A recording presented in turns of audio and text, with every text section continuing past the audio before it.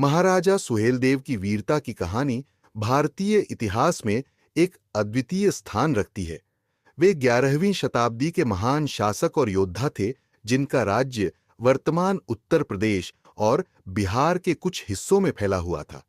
सुहेलदेव ने अपनी पूरी जिंदगी विदेशी आक्रमणकारियों और तुर्की सेनाओं के खिलाफ संघर्ष में बिताई और उनकी वीरता आज भी भारतीय इतिहास में अमर है। शुरुआत और वंश महाराजा सुहेलदेव का जन्म एक क्षत्रिय परिवार में हुआ था।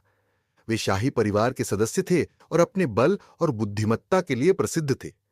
सुहेलदेव का नाम विशेष रूप से उनके युद्ध कौशल और मातृभूमि की रक्षा के लिए किया गया संघर्षों के कारण प्रसिद्ध है। तुर्की आक्रमणकारियों के खिलाफ संघर्ष 11वीं शताब्दी में तुर्क आक्रमणकारी भारत की भूमि पर आक्रमण कर रहे थे। महमूद गजनवी और उसके सैन्य प्रमुख सलार मसूद जैसे तुर्की शासकों ने भारत के विभिन्न हिस्सों में लूटपाट और विनाश किया।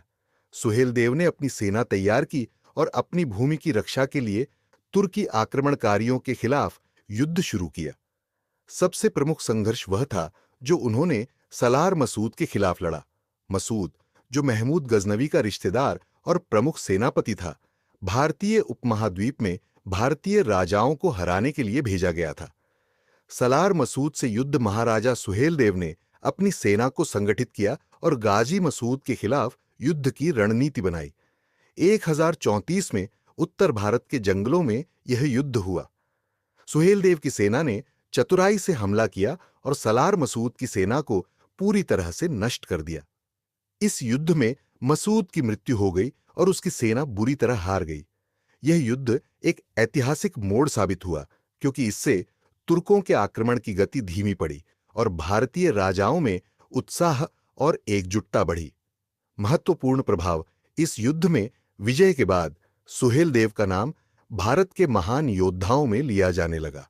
उनकी रणनीतिक क्षमता, नेतृत्व और मातृभूमि के प्रति निष्ठा ने उन्हें जननायक बना दिया।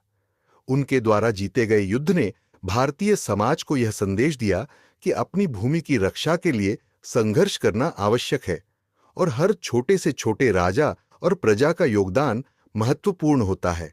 सुहेलदेव ने अपने राज्य में शांति और न्याय स्थापित किया और अपने लोगों के हित में कार्य किया।